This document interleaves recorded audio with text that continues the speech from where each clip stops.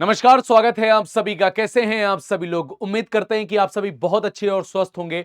एक न्यूज निकल के आ रही है, उसके ऊपर थोड़ा चर्चा की जाएगी, परिचर्चा की जाएगी। आप मेरे पीछे देख पा रहे होंगे आरआरबी एएलपी नई भर्ती 2024। सवाल यह आता है कि आप में मन में कई सारी बातें आएंगी कि भर्ती नहीं आई और छूट की बात करने लगे, भर्ती नहीं आई और ये इस डिमांड की बात करने लगे। देखिए, सबसे पहली बात अगर हम बात कर लें तो आपके मन में ये जो सवाल उठ रहा है, उस सवाल का पहले हम निवारण कर देते हैं। देखिए, ये कोई रेगुलर वैकेंसी तो दे नहीं रहे। अगर रेगुलर नहीं वैकेंसी दे रहे हैं और इतने लंबे अंतराल के बाद दे रहे हैं तो हमारे पास ऑप्शन क्या बच जाता है, आप बताइए। हम आपके ऊपर सवाल खड़ा करते हैं। जो बच्चे ये सोचते हैं कि हर बात पे ओवर एज और हर बात पे अंडर एज की जो बात की जाती है, तो मैं उनसे सवाल करता हूं। बाकी आइए हम यहां पर आगे बात करते हैं कुछ। देखिए, सवाल यहां पर आता है कि रेलवे ने कैसे क्या चीजें हैं उसके बारे में हम बात कर रहे हैं। देखिए, एक्चुअल में क्या होता है, कभी भी कोई नोटिफिकेशन या कोई विज्ञप्ति या कोई रोजगार समाचार पत्र के माध्यम से कुछ भी आता है तो उसमें सारी बातें स्पष्ट हो जाती हैं, सारी बातें एकदम क्लियर हो जाती हैं। और हम अगर आपको दिखा पाए तो आप देखेंगे, तो हम आपको दिखाएंगे government of India, ministry of railway, यहां पर रेलवे रिक्रूटमेंट बोर्ड की बात करते हैं, सेंट्रल एम्प्लॉयमेंट नोटिस। यहां पर देखिए 2024 असिस्टेंट ऑफ, यहां पर recruitment of assistant loco pilot ALP की पहली बात सुनिएगा। यहां पर एएलपी के उसके उसकी भर्ती की एक प्रक्रिया के लिए यहां पर आया है। यहां पर आप देखेंगे तो कुल मिलाकर के 5,696 पदों पर आपकी भर्ती होने जा रही है। आपको पता है कि जो एज लिमिट होती है यहां पर 1 जुलाई 2024 से काउंट, 1 जुलाई 2024 को काउंट की जाएगी। 18 से 30 साल काउंट की जाएगी। बाकी जो चीजें होती हैं आपको पता है कि यहां पर ये फिजिकली कई चीजें होती हैं, 6/6 होना चाहिए और भी कई चीजें होती हैं, उसके बारे में हम बात नहीं करेंगे, उसके बारे में एलिजिबिलिटी के बारे में बात नहीं करेंगे। हम बात इसके बारे में करना चाह रहे हैं कि जो हमारी असिस्टेंट लोको पायलट की भर्ती है उसके बारे में बात कर रहे हैं। देखिए, असिस्टेंट लोको पायलट की भर्ती है। देखिए, अगर मैं पिछली वैकेंसी की बात करता हूं, उसके आधार पर कुछ बात करता हूं, तो पिछली जो भर्ती थी हमारी वो आई थी 3 फरवरी 2018 से इसके फॉर्म भरने शुरू हुए थे। कब हुए थे? 3 फरवरी 2018। अब देखिए, यहां पर भी एज की बात कर लेते हैं। अगर हम एज की बात कर लेते हैं तो इस बार जो बात की जा रही 1 जुलाई 2024 की बात की जा रही, मतलब 1 जुलाई 2024 की बात की जा रही, इस बात को याद रखिएगा। 1 जुलाई 2024 को आधार बनाया गया है। अगर यहां से यहां तक का आप अंतर देखेंगे तो कितने वर्ष का अंतर दिख जाता है? 6 वर्ष का अंतर दिख जाता है आपको। कितना लंबा गैप दिख जाता है? 6 साल का गैप दिख जाता है।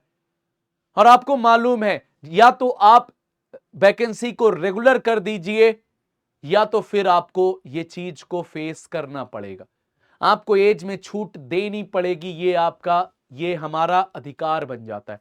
क्योंकि हम में से बहुत सारे बच्चे, याद रखिएगा, ऐसी ये भर्ती है कि ये कुछ बच्चों का कुछ विशेष वर्ग होता है जो रेलवे की हमेशा तैयारी करते रहते हैं। और दूसरी बात क्या है, उस समय में जो भर्ती आई थी उसमें टेक्नीशियन के पद थे। इस बार टेक्नीशियन के पद नहीं दिए गए। अब वो इंटरनल है, उसके बारे में मैं कुछ नहीं बोल सकता। और पदों की संख्या की बात करें तो जो वहां पर पद आए थे उसका लगभग 1/3 भी पद नहीं आया है, उसका लगभग 1/3 पद भी नहीं आया है। तो पहली चीज तो वैकेंसी की संख्या में कमी हुई है। दूसरी चीज क्या है, 6 वर्ष बाद वैकेंसी आई है तो इसलिए बहुत सारे युवा ओवर एज हो गए। हाँ, इन्होंने अच्छा एक काम किया था, जो वेटिंग वाले बच्चे थे उनको बुला करके उनको दोबारा से नौकरी दी थी। ये बहुत बड़ा काम किया था उन्होंने। लेकिन मैं बात ये कर रहा हूं कि देखिए, जो अनरिजर्व की एज 30 साल है, ओबीसी 33 साल है, एससी एसटी 35 साल है। मैं आपसे एक बात कहना चाहता हूं, मैं रेलवे से रिक्वेस्ट करता हूं, मैं केंद्र सरकार से रिक्वेस्ट करता हूं कि देखिए, रेलवे केंद्र की वैकेंसी है। आप यहां पर देखिए, यहां पर जो एज रिलैक्सेशन का भी चलता है वो अलग तरीके से चलता है। यहां पर अनरिजर्व 33 होता है, अनरिजर्व 30 हो गया, ओबीसी 33 हो गया, एससी एसटी 35 साल होता है। अगर यहां पर अभी आपके सामने बात करता हूं तो आपको पता है उत्तर प्रदेश में यूपी पुलिस कांस्टेबल की भर्ती आई थी, जहां पर जनरल की एज 22 साल होती है और वहां पर जो छूट मिलती है वहां पर 5 वर्ष की छूट मिलती है स्टेट में। लेकिन आप देखेंगे कि तत्काल प्रभाव से सरकार ने क्या किया, सरकार ने अपना स्वयं वो लेकर के, सोमोटो काज खुद से वो लेकर के उन्होंने क्या किया, वहां पर 3 वर्ष की छूट दे दी। कितने साल की छूट दे दी? 3 वर्ष। क्योंकि वहां पर देखिए, वो भर्ती 2018 में वहां भी यूपी पुलिस भी आई थी, 2018 में यूपी पुलिस भी आई थी, 2018 में एएलपी भी आई है। मतलब 2019 में चुनाव था, वो अलग मसला है। तो कहने का मतलब क्या है, 2018 में तो वहां पर 3 वर्ष की छूट मिल सकती है। तो देखिए यहां पर ये 23 में भर्ती आई है, ये 24 में भर्ती आई, इसकी एज जो 23 काउंट की गई है, इसकी एज अलग काउंट की गई है। तो यहां पर कम से कम 4 वर्ष से कम की छूट नहीं मिलनी चाहिए, जो मेरा मानना है। बाकी आप लोग कमेंट बॉक्स में इस बात को जरूर बताएं। जो मेरा नजरिया है उसके अनुसार कम से कम सरकार को 4 साल की छूट देनी चाहिए। बहुत लंबा समय होता है। देखिए या तो आप देखिए एसएससी की अगर बात करें, केंद्र ही कराता है, जो आप ही कराते हैं, वहां पर तो कभी ऐसा बवाल नहीं होता है कि एज में छूट की मांग की जाए। लेकिन इन वैकेंसीज में क्यों? या तो आप वैकेंसी को रेगुलराइज कर दीजिए, 100 सीट लाइए, 200 सीट लाइए, हर साल लाइए, 5,000 लाए हैं, 5 साल बाद लाए हैं, 1,000 हर साल लेके आइए।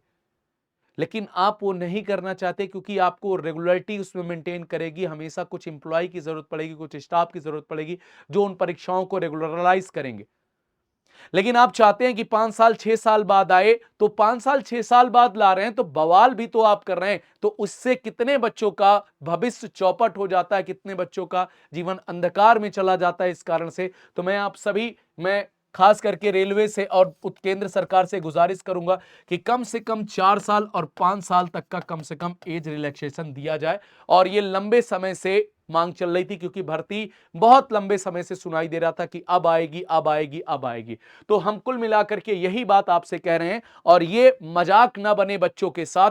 मेरी गुजारिश यही है केंद्र सरकार से और रेलवे से है कि आप 20 यानी कि कल नहीं परसों से आप फॉर्म भराने का प्रयास करने वाले हैं, तो मैं आपसे रिक्वेस्ट करके हाथ जोड़ के विनती करूंगा कि आप इसमें छूट वाला सेगमेंट पहले से ही ऐड कर लीजिए, जिससे कि सुचारू रूप से प्रक्रिया चढ़ जाए। आप गौर से देखिएगा, उत्तर प्रदेश पुलिस कांस्टेबल उत्तर प्रदेश को आधार मान के कि बिना किसी वाद विवाद के वैकेंसी फॉर्म भर दिए गए और उन्होंने फॉर्म क्लोज हो गए। ये चीज हो जाए यहां पर भी, रेलवे में भी, न कोर्ट जाना पड़े न कहीं जाना पड़े। बस यही आपसे हाथ जोड़ के विनती है।